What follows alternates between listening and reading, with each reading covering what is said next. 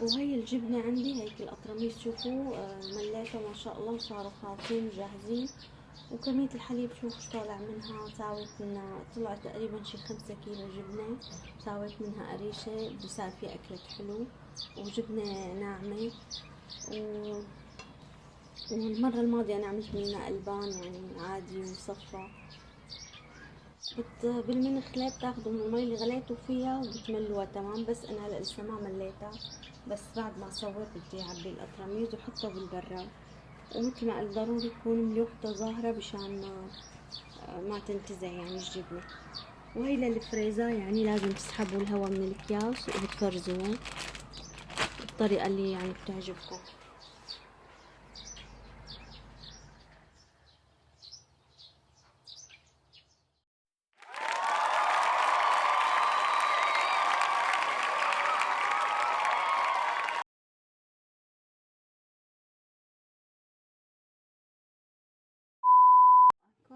اليوم بإذن الله بدي ساوي الجبنة العكاوي. أنا هلأ عندي جبت تقريبا 25 كيلو. بس أنا هلأ هي الطنجرة عندي بتسع 14 كيلو. أنا لكل كيلو بدي 5 ميلي من المنفحة. هي عندي سيرينك فيك تجيبوه جديد المنفحة اللي بالسويد. هي نوعها. هي كمان أنا جبتها فيكن تجيبوها من من الإيكا. اخذ منها 5 ميلي بس لتصير درجة حرارته 40 الحليب مو اكتر. باخذ منها لكل كيلو حليب باخذ ميلي. يعني هدول بدهم تقريبا 14 كيلو بدهم 14 ميلي. واللي ما عنده ميزان حرارة فيكن تحطوا اصبعتكم فيها وتعدوا لل14. وبس تحملتوا حرارتها معناتها صار فيكم انه تحطوا فيها المنفعة. هلا هيك رح نشوف الحرارة مع بعض. بننزلها تقريبا هيك. هيك صارت شايفين العقرب وين على 40 تماما. هلا انا بحط لها المنفحة. رح اعبي السيرنج واحط لها تقريبا بتاكل 3 سيرنجات لانه انا عندي 5 ميلي سيرنج. هلا انا هدول مثل ما حكيت لانه 14 كيلو. هلا هون عندي مثل مو شايفين السيرنج لعند ال5. هلا هون جاي السواد على رقم 5 مبين. هلا بحط هذا السيرنج وواحد تاني قده 5. والثالث بحطه بس 4 ميلي لانه هن 14 يعني لا بدي زود ولا بدي نقص. بوزعها هيك بهالطريقة وبحرك بمعلقة مشان يعني تتجانس كلها مع بعض تنسجم. يعني 5 كمان. هي الثالث مثل ما حكيت شوفوا لعند رقم 4 بس. رح بحركهم كلهم من تحت لحتى كلها تاخد المنفحة اللي اخدنا تحريكة بسيطة. هلا خلص انا طفيت عليهم طبعا بعد ما صاروا 40. وهلا باخدهم وبغطيهم بكمرهم كتير منيح بشي دافي مشان تتخسر. وبتركهم شي 3 ساعات ونص تقريبا او 3 ساعات. مثل ما شفنا حطيت المنفحة وحركتها شوي. هلا بغطيها. شوفوا انا حطيتها هيك لازم تحطوها هيك يعني تسكروها كتير منيح وتكون دافية. هلا حطيت كمان هيك واحد تاني فوقها. وبرد بجيب شي كمان وبدفيها اكتر يعني. وبتركها 3 ساعات هيك. بعد 3 ساعات مثل ما حكيت انا كمرتهم كتير منيح مشان يعني يدفوا ويتخسروا يعني يجبنوا معي. هلا رح نشوفهم كيف نتيجتها. انا مثل ما حكيت سويت طنجرتين بس هي الثانية لسه بدها وقت. رح نخليها مبطلة. هي تبع 14 كيلو. هيك بتدسوها بتلاقوها سخنة. شايفين صارت هيك قطعة واحدة. هي المصل والجبنة تحتها.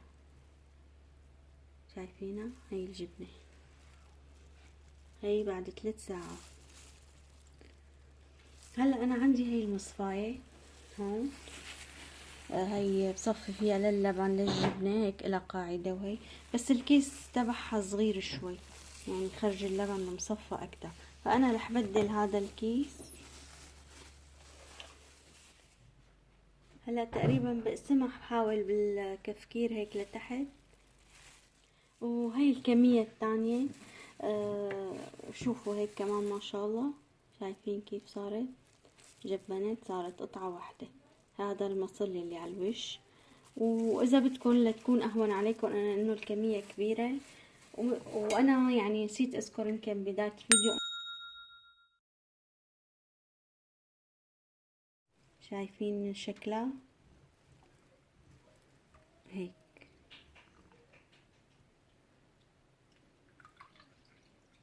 بتحطوها بالكيس الشاش.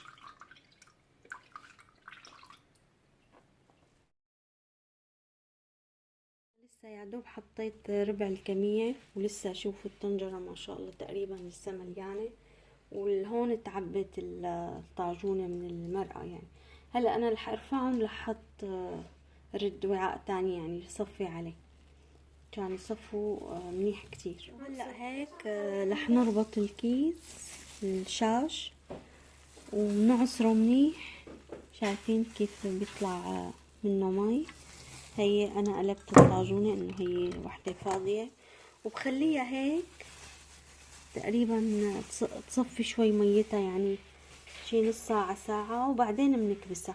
رح اعبي كيس تاني. انا طبعا هدول يا دوب مثل ما حكيت ربع الكمية. وهيك انا بعد ما امسك الجبنة هيك لازم ما يتصفيها ولا قطعة. هي المي اللي انا بدي بكرة اغلي فيها، وبدي ساوي منها قريشة لانه فيها دسم. وهي هون مثل ما لكم شايفين انا هون تعبى عندي تقريبا 3 اكياس بهذا الحجم. شايفين ما شاء الله، يعني بسم الله، يعني بيطلعوا مناح هدول تقريبا. بعد ما يجي يصفوا شوي ميتهم، وانا بدي بيتهم لتاني يوم. هلا نحن المساء، وبكره بنبلش مرحلة الغلي. هدول مثل ما لكم شايفين هذا الكيس، هدول الطنجر اللي كانت منيح، يطالعوا كل شي مي لتاني يوم. مثلا عندكم بدون مي، طنجرة مي ممكن تقلوهم. شايفين كيف عم يشروا، كمان لسه عم يشروا. عندي هي كيس هون، وهي كيس كمان هون. هلا كلهم هدول بدهم تتقيل لبكره. هلا هيك بنقيم التتقيلات من عليهم. يعني هي صرنا تاني يوم مشان نطلعهم ونخلي هيك بتقلوها مثلا بزيت، قنينة زيت، قنينة سمنة، يلي موجود عندكم. حطيتهم هيك بمصفاية مستطيلة، ساويتهم بهذا الشكل، تقلتهم بطنجرة هيك صار شكلهم تاني يوم، صاروا قطعة واحدة. هلا بنقيمهم مشان نخرطهم ونملحهم. الكمية عندي طلعت كلها، وهلا انا بدي خرطهم مربعات وملحهم. يعني بدهم خليهم بالملح شي 4 5 ساعات، ممكن في ناس بيخلوهم نهار كامل مشان يعني ما يعني مشان تتماسك اكتر، خاصة الموم. ممكن كم ساعة بس حسب ما يعني ما بتحبوها. هي كل ما تملحت اكتر بتقسى اكتر، يعني اللي بيحبها شوي يكون ماسكة ما كتير طرية بيطول عليها شوي بالملح. مثلا مثل هي هيك مثلا، شايفة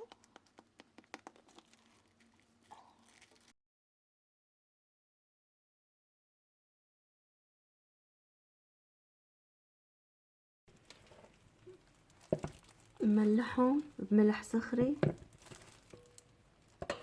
وبعدين مثل ما حكيت بتركهم كم ساعة، يعني برش عليهم ملح صخري بخليهم كم ساعة، وبعدين بحطهم بنفس المي، بخليهم كمان شي ساعتين بالمي تبعهم اللي نزلت منهم، بعدين بغليهم شوي شوي، بغلي مو بغلي كمية. انا اول قالب بس المربع، يعني لسه في عندي هدول الاثنين المدورين لسه ما دقرتهم.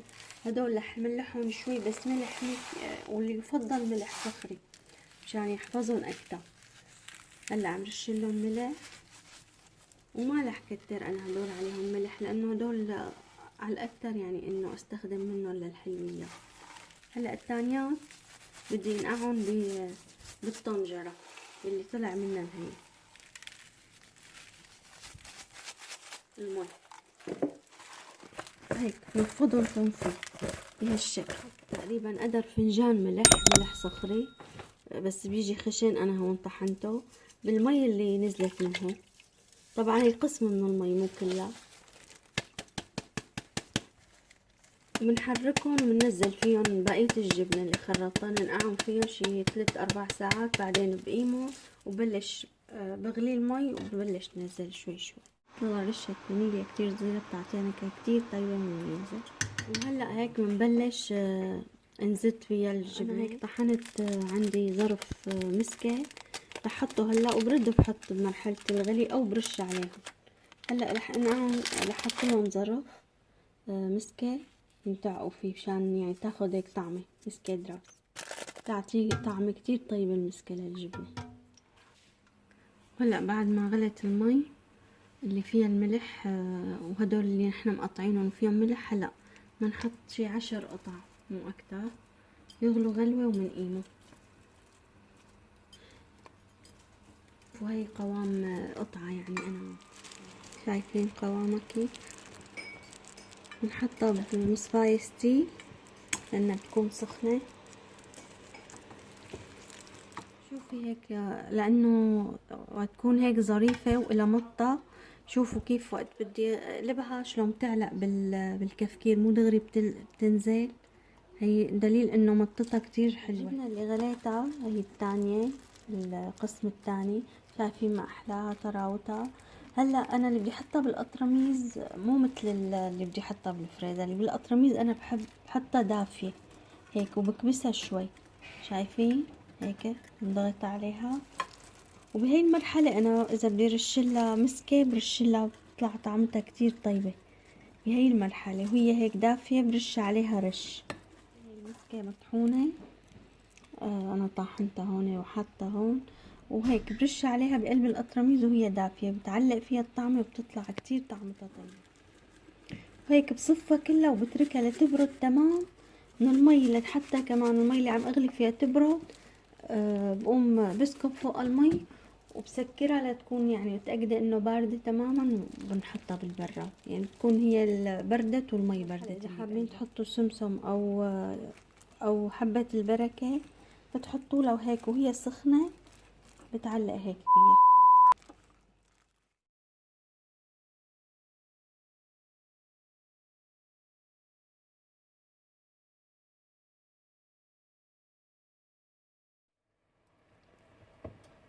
شايفين كيف صار لها هيك رغوة دسمة وبلشت هيك تفور على الوش.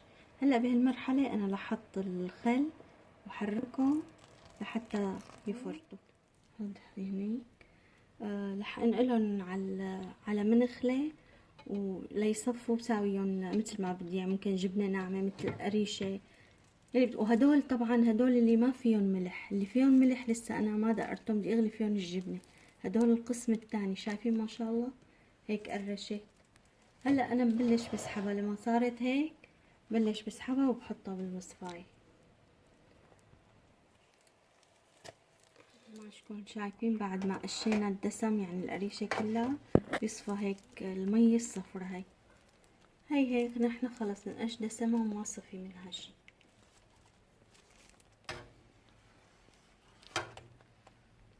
الكمية ما شاء الله شوفوا يلي طلعت منهم، يعني بيطلعوا لهم تقريبا اكتر من كيلو قريشة.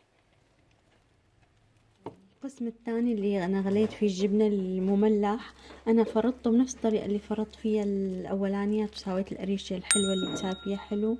وهلا هدول مالحين بدي اساوي فيهم جبنة ناعمة، حطيت بقالب سيليكون هون سمسم وحبة بركة. وهلا القريشة هي الثانية المالحة بيساوي لكم فيها جبنة ناعمة كتير طيبة. حطيت هيك مثل ما شايفين، وهلا بسكب فوقها وبحطها بالبراد يعني ليلة كاملة حتى تتماسك. يعني طبعا انا هون مصفيتها من المي للجبنة للقريشة.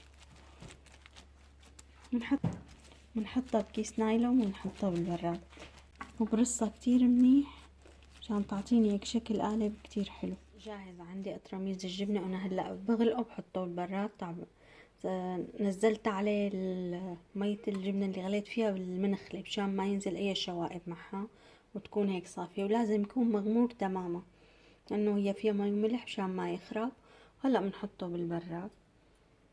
هيك صار جاهز عندي، بنغطيه.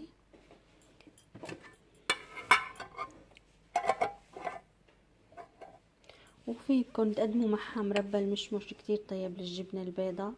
احنا هيك بالشام متعودين ناكل معها مربى المشمش او بطيخ كتير طيبة مع البطيخ الجبنة البيضاء. وان شاء الله صحتين وعافية. لو عندي بطيخ كنت قدمت لكم معها.